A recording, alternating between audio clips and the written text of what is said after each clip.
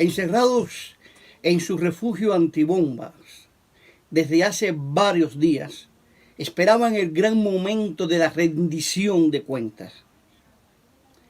En su alrededor estaba el mal, un universo de perdición, y ellos eran demasiado pocos para luchar contra él. Solo unas decenas, un puñado, una élite esperaban la muerte en espera del apocalipsis. Mis queridos amigos de Magistral Runa, hoy presentamos las cestas del apocalipsis.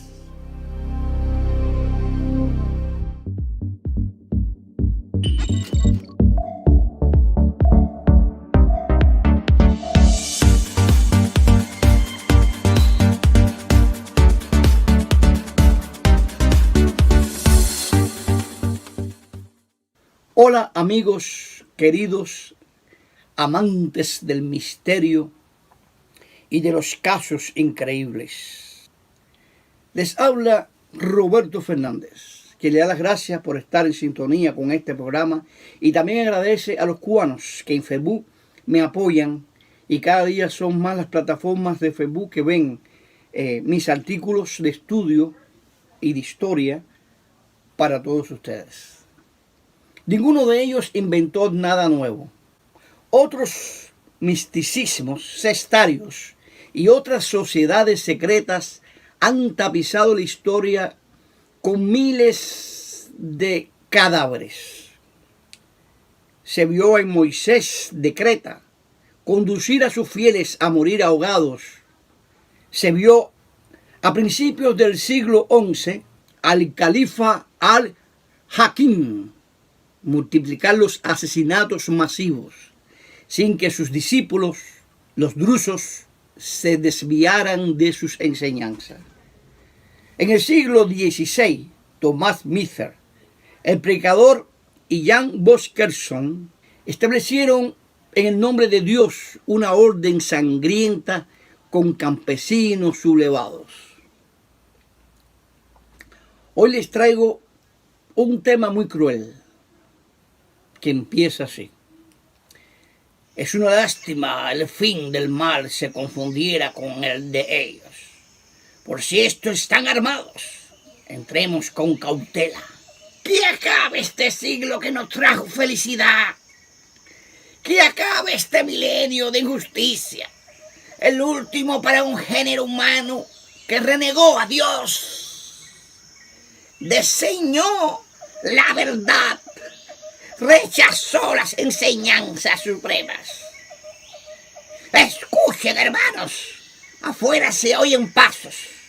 Ellos se acercan, el FBI se acerca, la policía se acerca. Ellos ya están aquí. Que los parta un rayo. ¿De dónde viene este gran caos humano? Pues del templo del pueblo. Ellos son los Davidianos, la orden caballesca internacional de tradición solar. Aún. Chiriquio. Ningún medio debía excluirse para romper el cerco diabólico. Solo que en el continente americano, al acercarse él a 10 millones, 2000, esto tiene un efecto muy raro.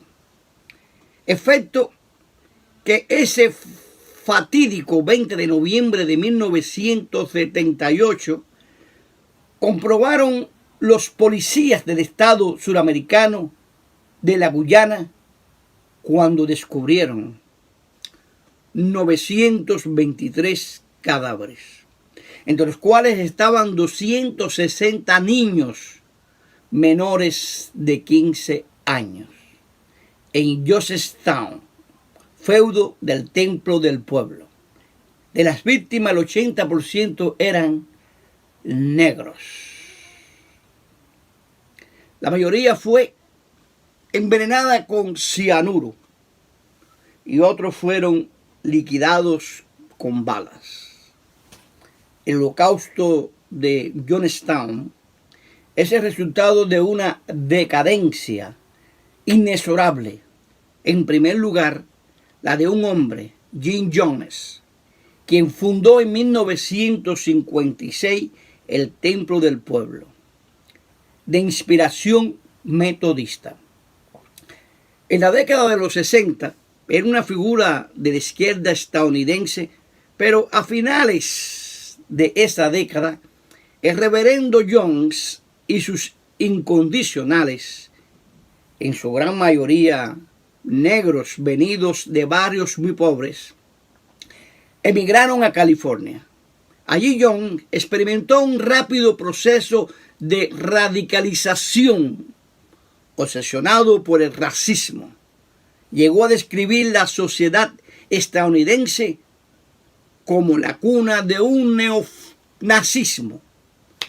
Durante los primeros tiempos, instituyó reglas sumamente estrictas dentro de la comunidad de adeptos. Se hizo proteger de 10 jóvenes fanáticos. Estos hacían que le temieran y, según él, se daba a respetar.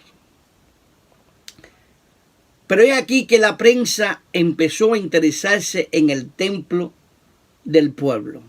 Así que, usando y abusando de cartas de recomendación redactadas imprudentemente por ciertas personalidades políticas, John tuvo que emigrar una vez más con todos los suyos. Y fueron a dar precisamente a Guyana, donde pasó lo que al principio le estaba contando. Allí fundó Jonestown, una especie de comunidad religiosa agraria instalada en una zona de 11.000 hectáreas de tierra, casi incultas. El último mensaje de Jones D. Mambro y de Luke Jouret fue matar a los templarios traidores antes de irse al más allá. Esta ciudad del sol muy pronto sería la ciudad de la pesadilla. A mediados de noviembre de 1978, una comisión de investigación del Congreso estadounidense se presentó en Jonestown, acompañada de periodistas. El reverendo decidió que los intrusos debían morir, y un elegido de la Cámara de Representantes, Leo Ryan, estaría entre las primeras víctimas. Consciente de que se acercaba el fin, Jones, cada vez más desequilibrado, reunió a sus adeptos. Su predicación exaltada persuadió a la mayoría de ellos de aceptar el suicidio colectivo. Los que se negaron fueron silenciados a balas. 10 años más tarde, la historia volvió a empezar en Waco, Texas. La secta adventista de los Branch Davidians o Davidianos vivía allí bajo el mando de Vernon Wayne Howard, un joven guitarrista de rock fracasado que se hacía pasar por un mesías llamado David Corren. Recluidos en su rancho bajo las órdenes del iluminado, los davidianos se apartaron poco a poco del mundo exterior.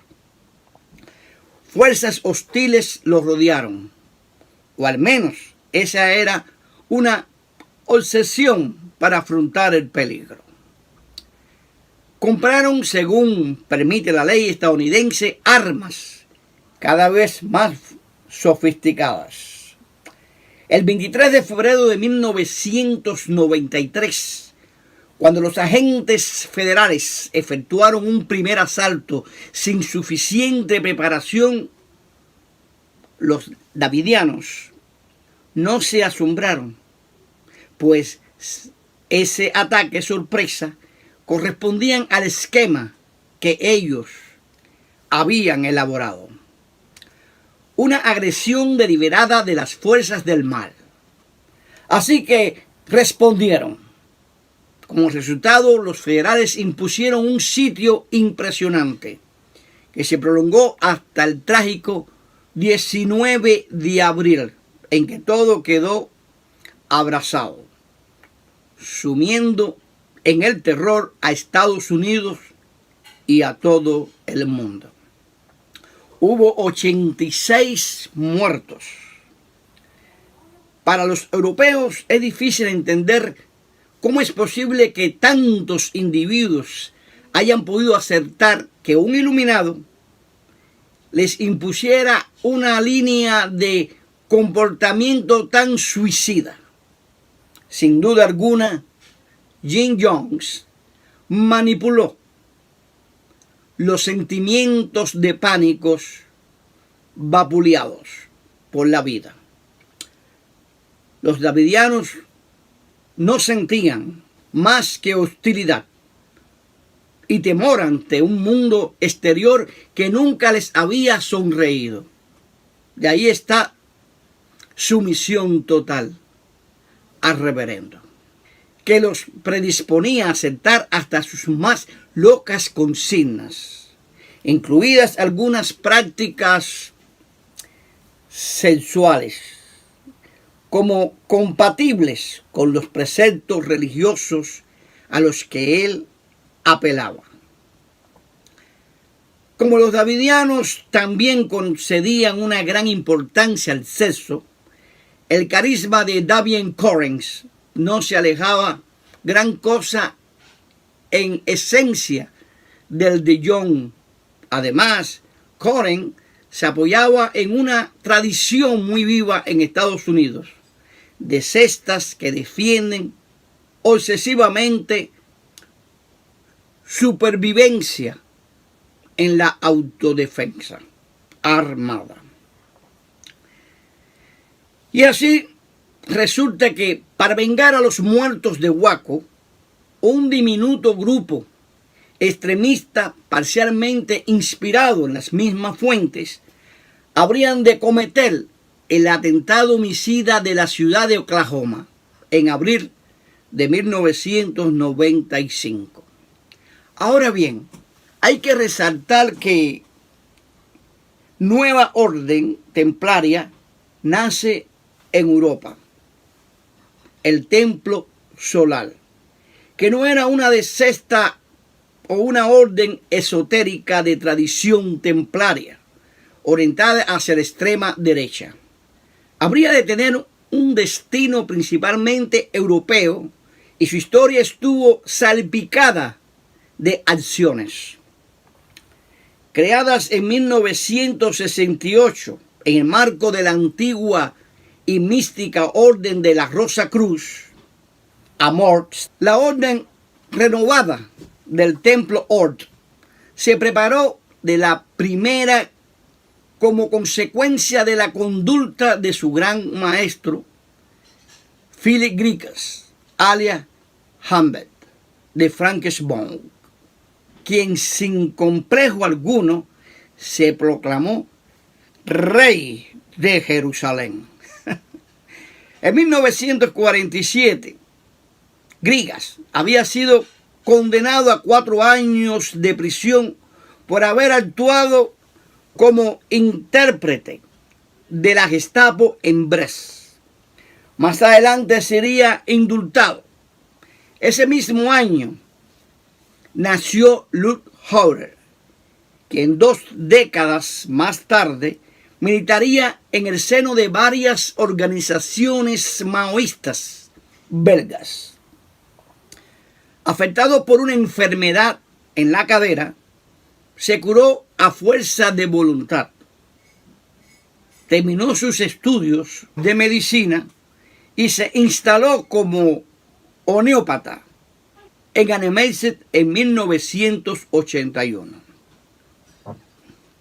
En contacto con la OR, Jauregui se convirtió rápidamente en uno de sus principales dignatarios. Al morir Grica Jauregui, 30 caballeros se separaron de la organización para crear la Orden Caballeresca Internacional Tradición Solar, OSIT, O-S-I-T-S, OSIT. Una sociedad secreta mística y neofascista que mantiene estrechos contactos con varias organizaciones análogas en Francia y en Bélgica. De ahí la constante atención de que desde entonces la OSIT habría de ser objeto por parte de los servidores de la policía y de seguridad pertinente. Joseph Di Mambro supo camuflarse detrás de Luc Jauregui para tomar en sus manos la dirección efectiva de la orden. Nacido en 1924, este señor que ustedes ven aquí era al mismo tiempo un viejo zorro de la orden templarias y un especialista en asuntos financieros. Bajo su batuta, la OSIT se implantó en Suiza y en Quebec, en Estados Unidos, en Australia y en Francia. Y por intermedio de algunas sociedades comerciales de campos muy diversos, como escuelas de yoga, centros de apoyo a minusválidos, lugares de vida nueva, institutos científicos o médicos y casas editoriales, lo cual no le impediría mantener el rumbo hacia su meta última. Una revolución de tipo fascista en la cual la vida de los oponentes no tendrían mayor valor. Con este fin reunieron algunas armas y este objetivo militante distinguiría a esta secta de otras cuyas pretensiones son meramente lucrativas. Los templarios de la OSIT trabajaban por la causa y se sumían en la ilegalidad, al tiempo que se atiborraban de doctrinas esotéricas. Los primeros ataques internos contra el cuerpo dirigente del grupo provinieron de Canadá y de Suiza y tenían bajo la mira a Jauregui, peligroso psicótico. Siguiendo el juego, Di Mambro aparentó destituirlo, pero siguió formando equipo con él.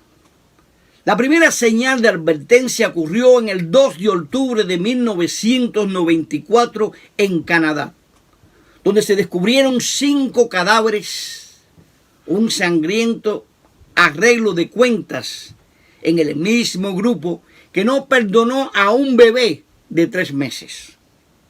La mecánica mortal se activó. Perseguido por el fisco, espiado por los servicios de seguridad, Di Mambro y Jauregui tenían ya la soga al cuello. De modo que, con ayuda de 6 templarios fieles, prepararon el desenlace tétrico. El 5 de octubre, 45 de los miembros de la OSIT, convictos por la traición, fueron asesinados en Cheiry. Y sus verdugos se suicidaron después. Se creyó que la orden había desaparecido, pero fue un trágico error.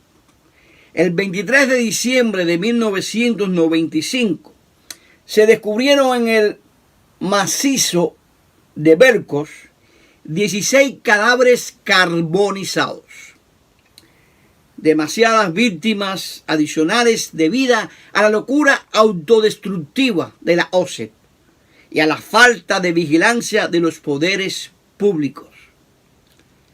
Y para terminar, no puedo cerrar este espacio sin decirles que en abril de 1989 hubo un homicidio ritual en el seno de la cesta narcosatánica mexicana de Santería, con 13 muertos. En abril de 1993, en la toma de asalto del rancho de los Branch Davians en Waco, Texas, al término de un sitio de 2 meses, hubieron 86 muertos. También en octubre de 1994 a diciembre de 1995 hubo un suicidio colectivo y matanzas en el seno de la Orden Caballeresca Internacional Tradición Solar en Suiza, con 69 muertos. Como han podido apreciar, mis queridos amigos, hay que tener cuidado en qué cesta religiosa puedes tú militar, sin que al final no termines muerto. Amar a Dios es bueno, pero cuando te fanatizas y crees lo que te están diciendo en contra de los demás, en contra del gobierno, en contra de la policía, en contra de ciudadanos que no creen en Dios, la causa viene muy mal. Dios es amor, amigo. Dios está en nuestro corazón. Esas cestas para mí son las cestas de la muerte. Y esto ha sido todo por hoy. Le doy las gracias por estar en sintonía conmigo, su amigo Roberto Fernández, quien les desea, como siempre, paz, salud para Cuba, Venezuela y Nicaragua, la libertad de esos comunistas, y para usted que me está mirando, dinero.